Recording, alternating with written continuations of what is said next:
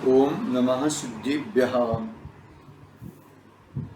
नमो अरिहन्ताणं नमो सिद्धाणं नमो आयर्याणं नमो वज्रायाणं नमो Lowe सौवसाहं मंगलम भगवान वीरो मंगलम गौतमो गणेश मंगलम कुंद कुंडार्यो जय धर्मोस्तु मंगलम सर्वमंगल्य मंगल्यम सर्वकल्याणकारकम् प्रधानं सर्वधर्मानं जैनं जयतु शासनं जैनं जयतु शासनम् अस्य स्वयं स्वभावाप्ति स्वभावे कुत्स्न कर्मण तस्मै संज्ञानरूपाय नमस्तु परमात्मने नमस्तु परमात्मने नमस्तु परमात्मने। चेतिले चेतन चेत्या विना केम चालसे।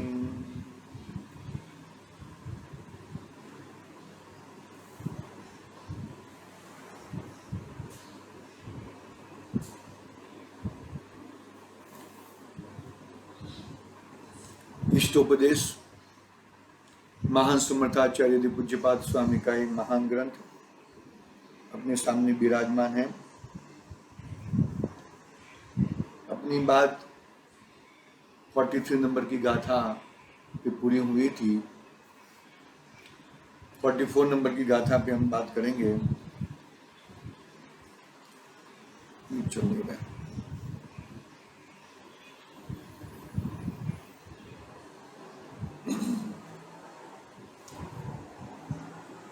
44 नंबर की गाथा पे अपनी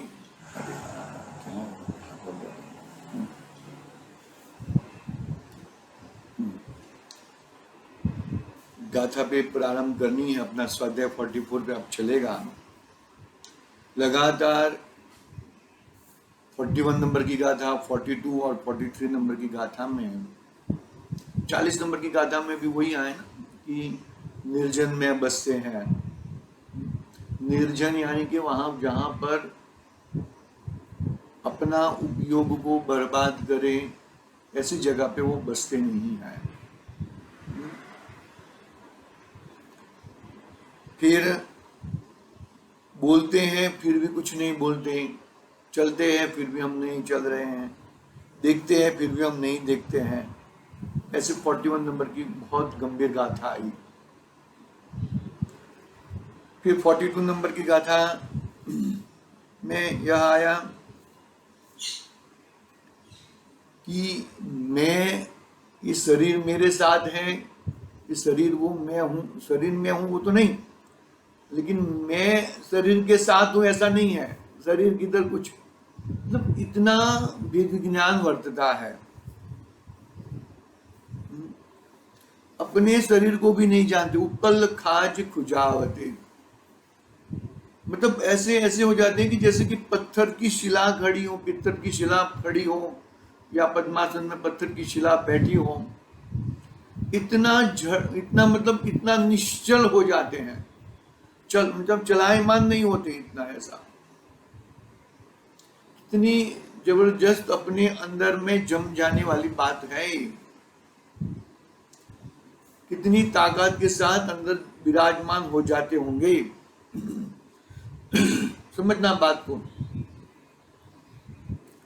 फिर 43 नंबर की गाथा में यह बात आई कि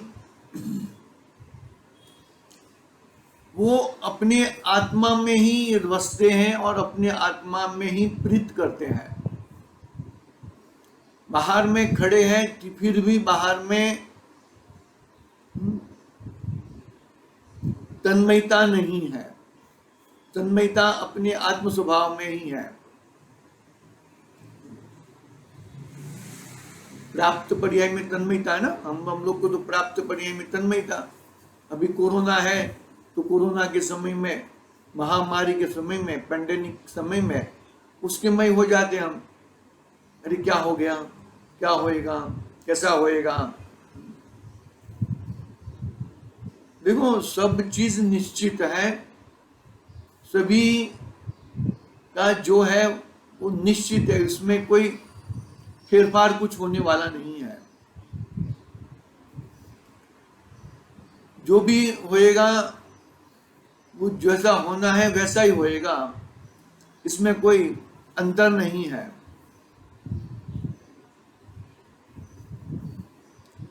आई बात समझ में? अपनी जहां पे प्रीत लगी है वहां पे से हटती नहीं है। आई बात समझ में? बहुत ही है, बहुत सारे उदाहरण है, बहुत सारे उदाहरण हमने देखा था। चूहा बिल्ली का खेल देख लो, बिल्ली चूहे को पकड़ती है, चाहे कितना मारो उसको छोड़ती नहीं है। बहुत सारी बातें हैं।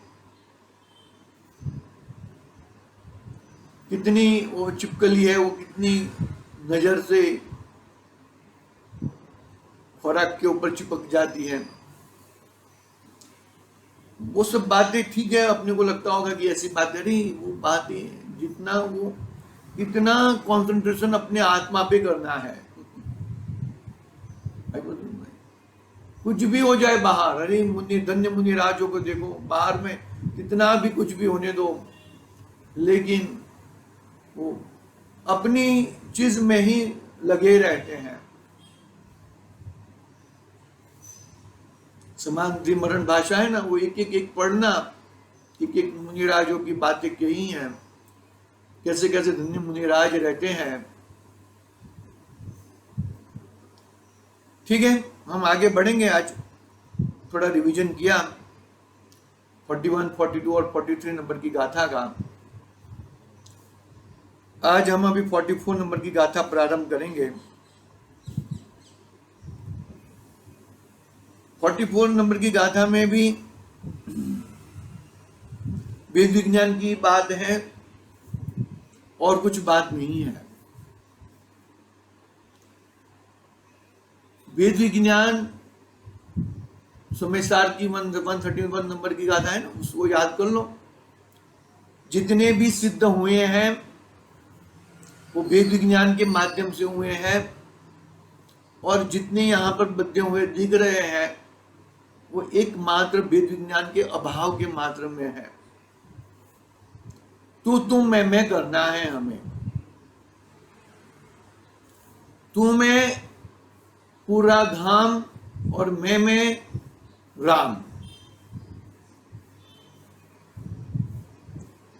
राम यानी कि भगवान आत्मा, मेरा आत्मा, मेरा तत्व, मेरी वस्तु, मेरा ज्ञायक भाव, वो मैं, और बाकी सब तू। ये सब कंटिन्यूसली वेद विज्ञान की गाथाएं आ रही हैं। अब ये 45 नंबर की गाथा से थोड़ा विषय गंभीर होएगा, थोड़ी मार्मिक चर्चाएं आएगी, वो बाद में करेंगे हम, जब उसका समय आएगा तब। 44 नंबर की गाथा प्रारंभ करते हैं। 45 नंबर की गाथा फिर कभी कितनी बची, फिर 45, 46, 47, 48, 49, 50 और 51, 7 गाथाएं बचेगी बाद में। इतना छोटा सा ग्रंथ है, इतना मार्मिक ग्रंथ है कि जैसे कि हृदय पे लगा के रख लो, फेफड़े खुल जाएंगे। कोरोना फेफड़ा जाम कर देता है ना, कर्म के फेफड़े हैं। कर्म इतने मजबूत है, जितने कर्म जैसे बांधे हैं, वो कर्म थियरी है। वो जितने भी जैसे भी कर्म तुमने बांधे हैं वो कर्म उदय में आने वाले ही हैं, आगे पीछे कुछ भी होने वाला नहीं है वो।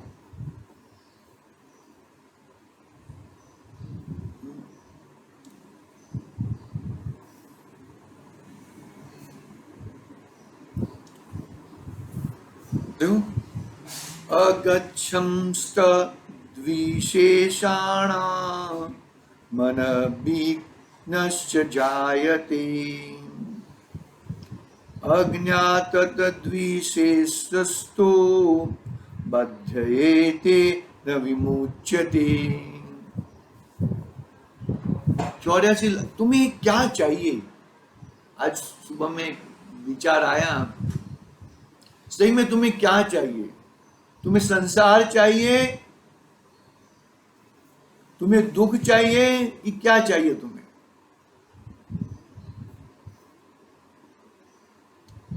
आगे संविधान में भी एक कलश है, और आचार्य देव कहते कि तुझे सुख चाहिए तो अहीं आओ, अहीं आओ। 2 बार कहा, अहीं आओ, अहीं आओ, यहां पर आओ, यहां पर आओ, 2 बार कहा।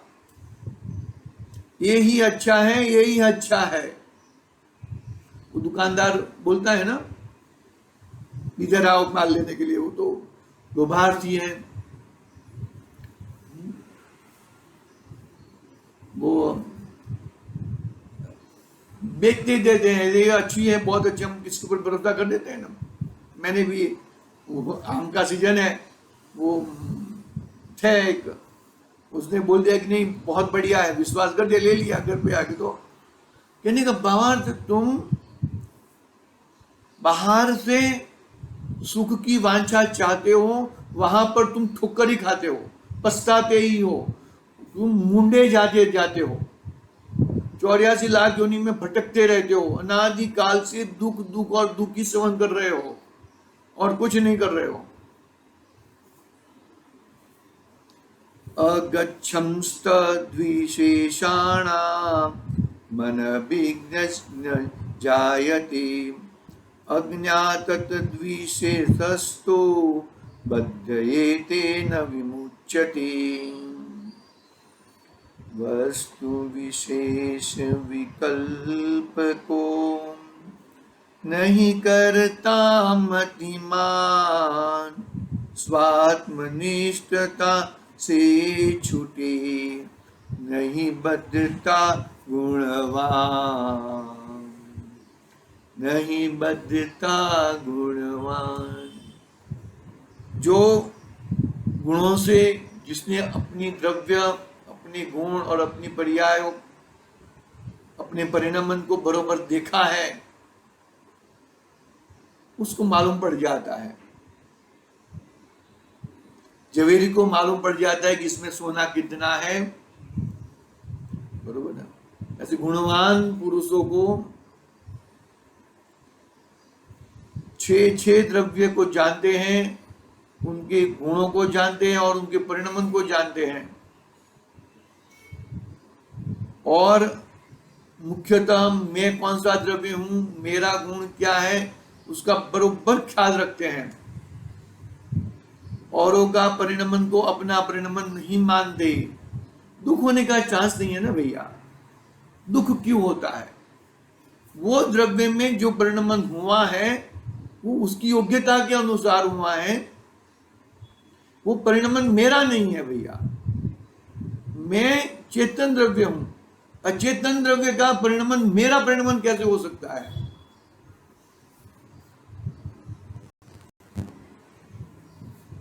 दूसरा चेतन द्रव्य का परिणमन उसके अनुसार है, वो मेरे अनुसार नहीं है। अरे वो चेतन द्रव्य, अन्य चेतन द्रव्य का परिणमन मेरे अनुसार होता तो आज भगवान महावीर 24 में तीर्थंकर नहीं होते, उनके साथ में ही मोक्ष चले जाते थे, या एक ही पोस्ट पे, एक नंबर पे 2 तीर्थंकर हो जाते थे। होते हैं क्या? ऐसा नहीं होता, नहीं होता। जो 63 तला का पुरुष है ना, 4 प्रकार के कहें ना, 5 प्रकार के तीर्थंकर भगवान, चक्रवर्ती, बलभद्र, नारायण और प्रतिनारायण, 5 प्रकार के हुए ना। 24 तीर्थंकर, 12 चक्रवर्ती, 9 नारायण, प्रतिनारायण और बलभद्र। 63 तला का पुरुष होते हैं। वो कभी एक दूसरे के सामने कभी नहीं होते। मतलब मानो कि एक नारायण तो दो नारायण, दूसरा नारायण कभी नहीं आ सकता। एक तीर्थंकर तो दो तीर्थंकर कभी नहीं हो सकते। एक चक्रवर्ती दूसरा चक्रवर्ती नहीं आ सकता है। एक बड़ा प्रधान है तो दूसरा बड़ा प्रधान हो सकता है क्या? ऐसा है भाई, पकड़ना बात को। यहाँ पे क्या कहना चाहता है आचार्य देव, क्या कहना चाहते हैं?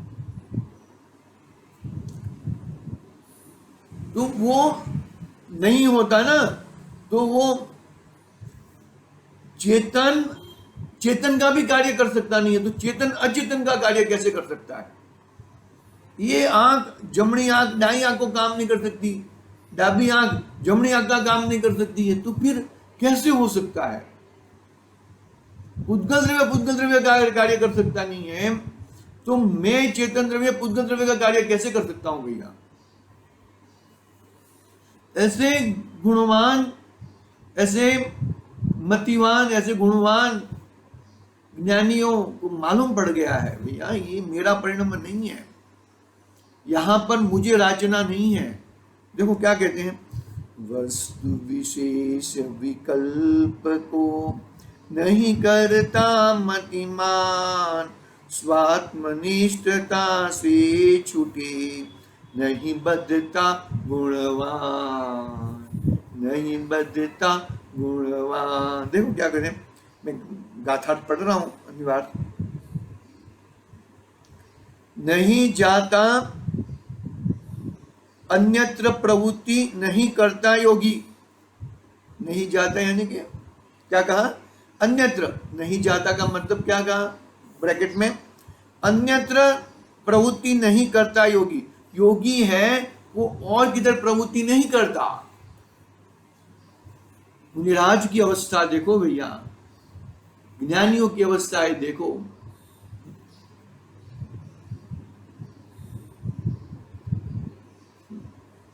नहीं जाता, अन्य प्रवृत्ति नहीं करता योगी, उनके विशेषों को अर्थात देहादि के विशेषों का सौंदर्य और सौंदर्य आदि धर्मों को अनभिज्ञ रहता है, जानता नहीं है वो। बहुत ही गंभीर बात है। समय ग्रंथाधिराज में भी है ये बातें, निर्जराधिकार में मेरे हिसाब से।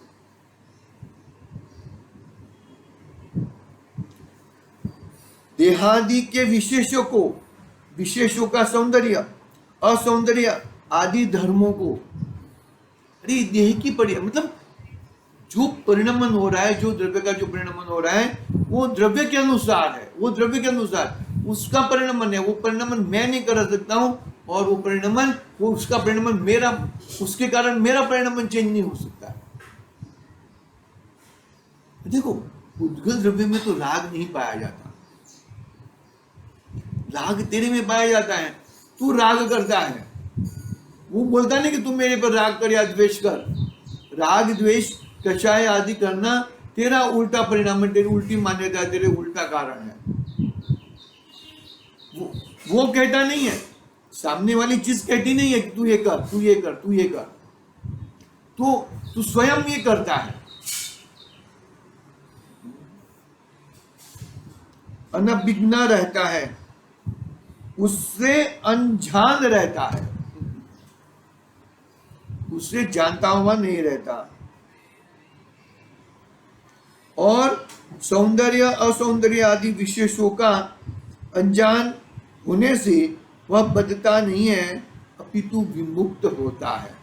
अरे वो तो अपने स्वरूप में ही, अपने में ही मस्त रहते हैं। ये लिखने का कारण क्या? एक बात कहानी मैं बताता हूँ, एक दृष्टांत बता के आज की बात पूरी करेंगे हम। एक जिनसेन आचार्य देव थे, मुनिराज थे, जिनसेन आचार्य देव, महावीर स्वामी भगवान की वक्त टाइम है। घोर घने जंगल में तपस्या कर रहे हैं।